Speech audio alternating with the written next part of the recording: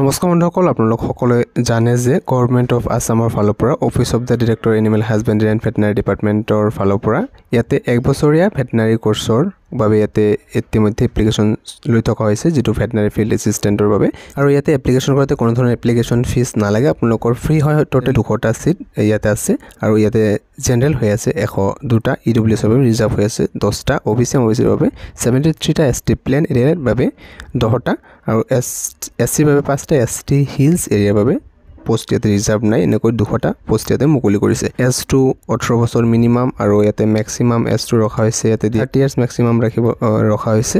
Upper as ৰিলেক্সেশ্যনো দিছে ইয়াতে 3 years, ওবিচি আৰু এছচি এছটি হ'লে 5 ইয়াৰ্ছ। ইয়াতে আপোনালোকৰ ডকুমেণ্টৰ ক্ষেত্ৰত বহুতে প্ৰব্লেম পাই আছে, যে কৈ আছে কিছুমানে ইয়াতে বেলেগটো ডকুমেণ্ট আপলোড কৰিছে এটা ঠাইত, আনটো তেওঁলোকৰ ৰিজেক্ট হ'ব নে একচেপ্ট নকৰিব। যিটো ইনষ্ট্ৰাকশ্যন দিছে ইনষ্ট্ৰাকশ্যন মতে যদি নহয় তেখেতসকলে ৰিজেক্টটো কৰিব পাৰে বা একচেপ্টটো কৰিব পাৰে, এইটো ক্ৰাইটেৰিয়া মতে তেখেতসকলৰ লগত কথা।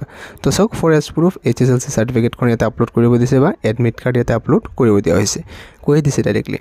তো permanent residence certificate PRC upload কৰিব দিছে, আৰু যদি আপোনাৰ PRC এতিয়ালৈকে অহা নাই, আপুনি এপ্লাই কৰিছে অনলাইন আৰু এতিয়া ৰিচিপ্টখন আপলোড কৰিছে, আপোনাৰ ইয়াতে হৈ যাব, ইয়াতে ৰিজেক্ট নকৰে।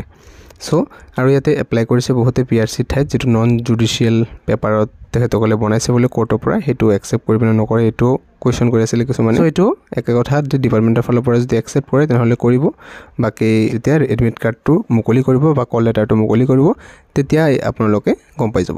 মেট্ৰিকৰ মাৰ্কশ্বিটটো আপলোড কৰিব লাগিব, তাৰপিছত ছায়েন্সৰ মাৰ্কশ্বিট আপলোড কৰিব লাগিব, ৰিচেণ্ট পাছপৰ্ট, ফটোগ্ৰাফ আপলোড কৰিব, আৰু ফটোগ্ৰাফৰ বেকগ্ৰাউণ্ড আপোনালোকে ইয়াতে হোৱাইট দিব, আৰু কিছুমানে বেলেগ বেকগ্ৰাউণ্ডো দিছে, কৈছে যে তেখেতসকলে ৰিজেক্ট কৰিব নেকি। চাওক, এইটো ইমান ডাঙৰ এটা প্ৰব্লেম নহয়, এইটো একচেপ্ট কৰিব লাগে, কিন্তু তথাপিও গেৰাণ্টি দিব নোৱাৰোঁ, যিহেতু ডিপাৰ্টমেণ্টৰ ফালৰ পৰা কি ডিচিশ্যন লয় এইটো ডাইৰেক্টলি কোৱাটো অসম্ভৱ, কাৰণ ক্ৰাইটেৰিয়া দিয়ে দিছে, আপোনালোকে যদি পঢ়ি চাই হোৱাইট বেকগ্ৰাউণ্ডৰ হ'ব লাগিব।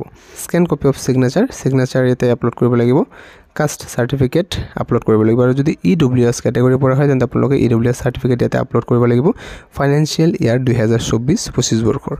আৰু এডুকেশ্যনেল কোৱালিফিকেশ্যন ক্ষেত্ৰত জানে যে মিনিমাম এডুকেশ্যনেল কোৱালিফিকেশ্যন ইয়াতে হায়াৰ ছেকেণ্ডেৰী পাছ কৰা হ'ব লাগিব। ছায়েন্স ষ্ট্ৰীমৰ পৰা আৰ্টছৰ কেণ্ডিডেটে ইয়াতে এপ্লাই কৰিব নোৱাৰে, বায়'লজি ছাবজেক্টটো কম্পালচাৰী থাকিব লাগিব। যদি আপোনাৰ বায়'লজি আছে হায়াৰ ছেকেণ্ডেৰীত তেন্তে আপুনি ইয়াতে এপ্লাই কৰিব পাৰিব।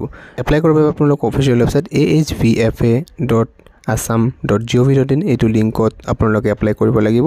14 জুনৰ পৰা আৰম্ভ হৈছিল আৰু লাষ্ট ডেটটো জুলাইৰ 13 তাৰিখ, অৰ্থাৎ কাইলৈ ইয়াৰ লাষ্ট ডেটটো ৰখা হৈছে। ইয়াৰ পিছত ইয়াৰ এপ্লিকেশ্যন ডেটটো বন্ধ কৰি দিয়া হ'ব।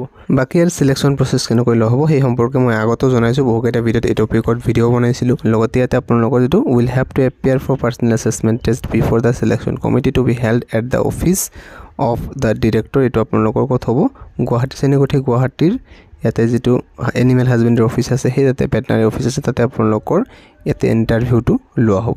যিসকলে PRC ৰিচিপ্ট আপলোড কৰিব তেওঁলোকৰ কিন্তু ইণ্টাৰভিউৰ সময়ত সেই ৰিচিপ্টখন লৈ গ'লে নহ'ব, ফাইনেল যিটো PRC ডকুমেণ্ট আছে সেইখন দেখুৱাব লাগিব। আৰু কল লেটাৰটো অহাৰ পিছত যেতিয়া ইয়াতে পেট এক্সামৰ বাবে মাতিব, অৰ্থাৎ ভাইভাৰ বাবে মাতিব, তাৰে আগত আপোনালোকৰ ইয়াতে ডকুমেণ্ট ভেৰিফিকেশ্যনহে হ'ব, সকলোকে শাৰী পাতি থিয় হ'ব লাগিব। তাৰপিছত ডকুমেণ্টসমূহ মিলাই ইয়াতে জেৰক্স কৰি চেল্ফ এটেষ্টেড কৰি আপোনালোক লৈ যাব লাগিব, আৰু তাতে গৈ ভেৰিফিকেশ্যন কৰিব সকলো ডকুমেণ্ট ঠিকে আছে নে নাই। যদি কিবা ডকুমেণ্ট ধৰক বেলেগ দিছে বা কাৰোবাৰ PRC লৈ যোৱা নাই, ৰিচিপ্টখন লৈ গৈছে, তাতে কিন্তু ডাইৰেক্টলি তাতে ৰিজেক্ট কৰি দিয়া হ'ব। চ' সেই যেনেকুৱা ইনষ্ট্ৰাকশ্যন মতে আছে টোটেলি তেনেকুৱাই হ'ব লাগিব, সকলো ডকুমেণ্টছ থাকিব লাগিব, একো ভুল ডকুমেণ্টছ আপোনালোকে ইয়াতে বা বেলেগ ডকুমেণ্টছ একচেপ্ট নকৰে। The eligible candidate will have to download the call letter from the department website by entering mobile number and password personality assessment test which will be communicated later. ইয়াতে কোৱা হৈছে যে আপোনালোকে এডমিট কাৰ্ড ডাউনলোড কৰিব লাগিব, যিটো official website veterinary ডিপাৰ্টমেণ্টৰ ফালৰ পৰা, আৰু এডমিট কাৰ্ডটো আপোনালোকে কেতিয়া ডাউনলোড কৰিব পাৰিব সেই ডেটটো দিয়া নাই, হয়তো আপোনালোকৰ এতিয়া লাষ্ট ডেটটো শেষ হৈ যাব এপ্লাই কৰাৰ, আৰু ইয়াৰ পিছত আপোনালোকে ইয়াতে ধাৰণা কৰিব পাৰে যে ইয়াতে আগষ্টত নাহিলেও ছেপ্টেম্বৰ মানত আহি যোৱাৰ চান্স আছে ইয়াতে কল লেটাৰখন। আৰু যিহেতু এক্সামটো চলিব, ভাইভাটো গোটেই 1 মাহ ধৰি চলিব, কাৰণ কেণ্ডিডেট বহুতো হৈ যায়, আৰু এদিনত বেছি কেণ্ডিডেটক নামাতে, ইয়াতে লিমিটেড কেণ্ডিডেটকহে মাতিব, ৰুটিন বনাই দিব, এটা আপোনালোকৰ মৰ্ণিং শিফ্ট আৰু এটা ইভিনিং শিফ্টত। চ' আৰু বেছি নকওঁ, ভিডিঅ'টোত জাষ্ট আপোনালোকক এটা ৰিমাইণ্ডাৰ, ফাইনেল ৰিমাইণ্ডাৰ হিচাপে জনাই দিয়াৰ চেষ্টা কৰোঁ, যদিহে কোনো কেণ্ডিডেটে এতিয়াও এপ্লাই কৰা নাই তেওঁলোকে যাতে অতি সোনকালে এপ্লাইটো কৰি দিয়ে। আৰু পৰৱৰ্তী সময়ত আপোনালোকৰ যদি কিবা নতুন নটিফিকেশ্যন আপডেট আহে VFAৰ ফালৰ পৰা তেন্তে আপোনালোকক নিশ্চয়কৈ জনাই দিয়াৰ চেষ্টা কৰিম, আপোনালোকে চেনেলটোৰ সৈতে জড়িত হৈ থাকিব। ভিডিঅ'টোত নিশ্চয়কৈ লাইক এটা কৰি ৰাখিব। এতিয়ালৈ ইমানে সামৰিছোঁ, ধন্যবাদ।